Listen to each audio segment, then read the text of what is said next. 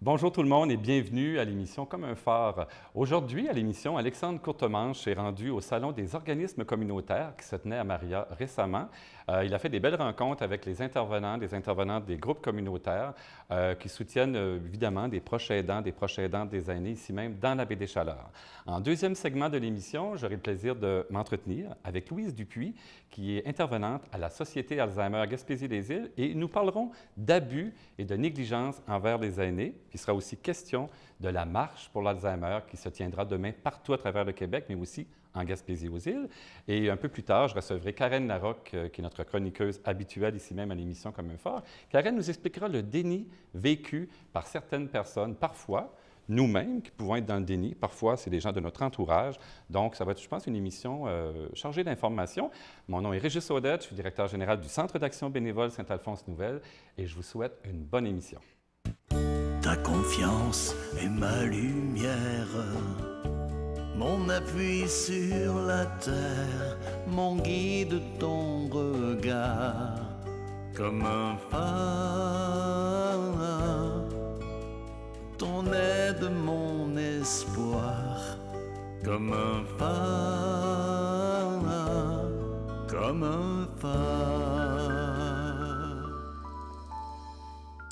Bien voilà, alors c'est le début de l'émission. Je suis très heureux de te recevoir encore, Alexandre Courtemanche, mais je pense que c'est ta dernière émission aujourd'hui. Effectivement, c'est ma dernière émission, donc je vais quitter CHAU pour d'autres cieux.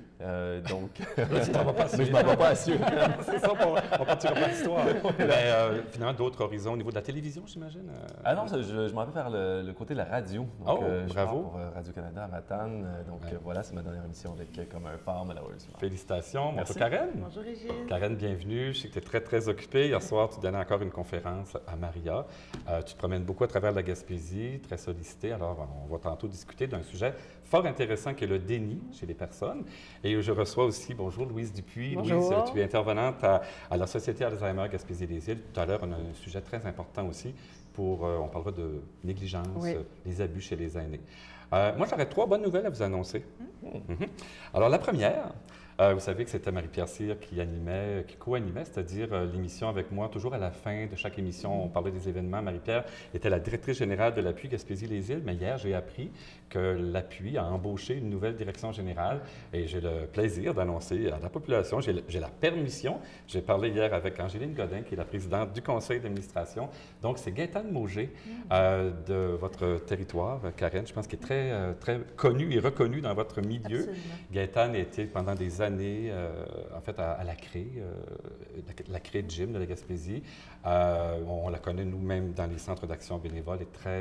Elle est très intéressée d'ailleurs par l'appui, parce qu'elle était au tout début sur le comité provisoire d'implantation de l'appui Gaspésie-les-Îles, donc elle connaissait déjà bien le dossier. Ma deuxième bonne nouvelle, c'est que je voulais vous dire, vous savez, on a parlé beaucoup au printemps que les CIA, les carrefours d'information pour aînés de la Gaspésie, disparaîtraient pour un manque de financement. Bien, on a travaillé fort. On avait aussi sollicité les services de Gaétane Mauger, puis elle a fait un beau travail, puis finalement, elle est allée chercher des fonds au fond, on appelle ça le FDT, c'est le Fonds de développement des territoires, des MRC. Donc, on ne savait pas trop si on allait poursuivre notre mandat pour la prochaine année. Bien, on a eu chacun un montant qui va nous permettre d'être ouvert encore pour 1 an.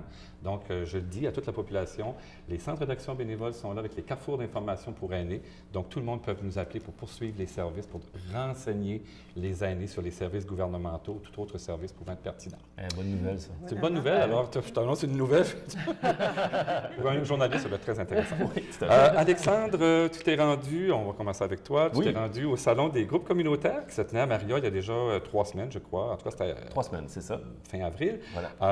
Tu as fait des rencontres, tu as fait des belles rencontres. De très belles rencontres. En fait, il faut souligner que ce salon-là, c'était pas évident de l'organiser d'emblée, là. Il fallait avoir quand même une certaine logistique, une certaine main-d'œuvre. Puis, il y a eu un petit miracle, en fait. Donc, il y avait une personne qui était embauchée comme stagiaire qui a permis de mettre ça sur pied.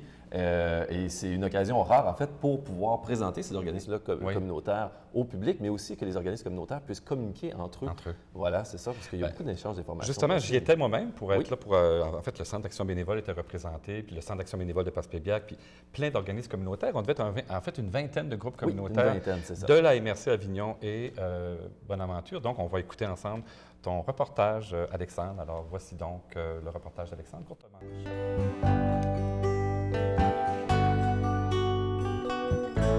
Cindy Laroseville, je suis coordonnatrice du collectif alimentaire, puis ça fait 12 ans qu'on existe.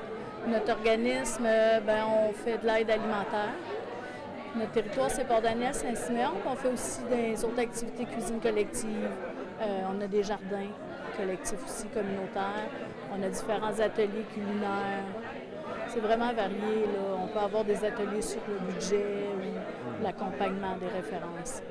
Oui, en fait, raconte-moi l'expérience des gens qui viennent recourir à vos services. Comment ça se passe, en fait? Ils intègrent votre cercle, puis ensuite, ils peuvent réaliser des activités. Qu'est-ce que ça leur permet de... Bien, c'est sûr, la partie dépannage alimentaire, c'est pour une aide d'urgence immédiate, parce que la personne manque de nourriture là, qui a besoin de se nourrir, donc on offre les dépannages alimentaires. Il y a la partie cuisine collective ou cuisine anti-gaspillage, ça c'est plus pour les personnes. En fait, cuisine collective, mettons, sortir de l'isolement. Ça, c'est un gros critère qu'on remarque que les gens, ils disent souvent, venir cuisiner, c'est plus que de la cuisine. Parce que, oui, c'est pour économiser des sous, mais sortir de l'isolement, apprendre des choses, connaître d'autres personnes, créer des liens, c'est vraiment les bases avec les gens. Oui, ça fait comme une belle expérience pour ces gens-là qui peuvent vivre dans l'isolement. On peut penser aux proches aidants aussi, par exemple? Oui, tout à fait, parce que des fois, quand ils sont dans des situations qu'ils ont à vivre avec leur personne malade, au moins le fait de sortir, que c'est une journée par mois, ça leur fait du bien, ils viennent se ressourcer, ils adorent ça. Puis en même temps, souvent, tu tombes proche aidant, puis les revenus, tu manques aussi de revenus parce que ça coûte cher des déplacements, même si c'est des parties qui est remboursé, mais ça reste qu'une personne qui est malade, ça coûte cher pareil de s'en occuper. Fait qu'en même temps, s'ils viennent chercher à manger, puis ils font leur manger, puis ils repartent avec leur portion, ça donne vraiment un bon coup de main. Mon nom, c'est Cindy Bugeaud. Je suis intervenante à l'OGPAC, qui est l'organisme gaspésien des personnes atteintes de cancer. Alors, le seul organisme en Gaspésie qui vient en aide directe aux gens atteints de cancer, mais aussi aux proches. Alors, c'est là-dessus qu'on veut se pencher. En fait, les proches aidants, on est là pour leur donner de l'information, du soutien et de l'accompagnement, parce que souvent, c'est difficile pour la personne atteinte, mais c'est d'autant plus difficile pour les proches qui accompagnent. Et des fois, on ne sait pas trop quoi dire, quoi faire, qu'est-ce qu'on s'empêche de dire ou de faire aussi. C'est quoi les limites, être capable de respecter ça. Alors, on essaie vraiment de les soutenir du mieux qu'on peut avec du soutien moral, mais aussi des cafés-rencontres, des ateliers causeries. Donc, de se joindre à des personnes qui vivent un peu les choses semblables, d'aller chercher l'énergie de groupe aussi, puis d'avoir des moments de répit. C'est bien important. Puis on a de la belle documentation également pour les gens qui accompagnent les proches aidants par rapport à toutes sortes d'outils au quotidien pour mieux vivre cette situation, malheureusement, qui est très difficile, mais qui, de façon accompagnée, peut venir un peu soutenir les gens, puis que ce soit un cheminement quand même bien mérité, puis que ce soit plus facile pour eux, en fait. Oui. Comment les gens, en fait, leur expérience est vécue de quelle façon quand ils viennent vous voir? Est-ce qu'on voit l'effet de cette aide-là de façon concrète dans leur vie? Certainement. Bien, juste de le verbaliser déjà à quelqu'un de l'extérieur aussi, parce que souvent, on va en parler à nos amis, à notre famille, mais c'est sûr que c'est pas toujours le meilleur support objectif. Donc, oui, des fois, on se fait dire qu'est-ce qu'on a envie de se faire dire ou peu importe, mais vraiment d'avoir un œil objectif, d'être capable vraiment de cibler les situations problématiques et de trouver des solutions ensemble également, de les aider à trouver les solutions avec eux et non pour eux. Mais c'est certain qu'on va vraiment y aller selon chaque besoin de chaque personne parce que même si c'est des situations qui sont semblables, chaque cas est unique et différent et c'est important d'aller vraiment cibler ça avec la personne. Mon nom, c'est Carole Savoie. Je suis intervenante au Centre Académie à Pointe-à-la-Croix. Nous, Centre Académie, on est un organisme communautaire qui accueille les gens soit en crise, besoin d'hébergement, en situation difficile. On a des gens au niveau de la santé mentale, toxicomanie, alcoolisme, difficultés financières, familières, deuil, toutes différentes problématiques. On fait de l'hébergement à court terme qui peut aller d'une période de 15 jours à 3 mois, qui est le maximum. On accompagne les gens dans leur démarche personnelle avec différents professionnels aussi. On va les référer dans d'autres services. C'est à peu près ça qu'on fait au Centre Accalmie ici. Comment ça change la vie des personnes qui viennent vous voir? Je suppose qu'ils arrivent dans une situation vraiment de précarité là, quand ils viennent vous voir. Ah oui, quand que les gens arrivent, ils sont en crise. Fait que là, c'est pour essayer d'apaiser la crise, de laisser la poussière tomber. Après ça, de prendre le temps, de faire des objectifs, de faire un plan d'action avec eux pour essayer de voir qu'est-ce qu'ils ont besoin, qu'est-ce qui est nécessaire, pour ensuite aller vers d'autres choses. C'est sûr que ça fait un changement. Il y a des gens qui vont arriver après 2 semaines, on voit un gros changement, la crise est passée, ils ont le temps d'être plus objectifs, ils sont retirés de la situation, fait que là, on voit des changements dans ces gens-là. À long terme, mais les gens, ça arrive qu'ils sont à la recherche d'un logement, de tout ça. On a le temps de toutes les installer, trouver des meubles et trouver tout ça, là. Ça peut vraiment changer la vie d'une personne qui vient vous voir. Oui, c'est sûr que... Puis on a souvent des beaux témoignages des gens qui nous disent qu'on a changé leur vie. Souvent, on a des gens qui sont en crise suicidaire, tu sais, puis qui nous disent « Tu m'aurais pas appelé cette journée-là, là, le lendemain, ma date était prise, je passais à l'acte. » Puis ça nous arrive souvent, ça.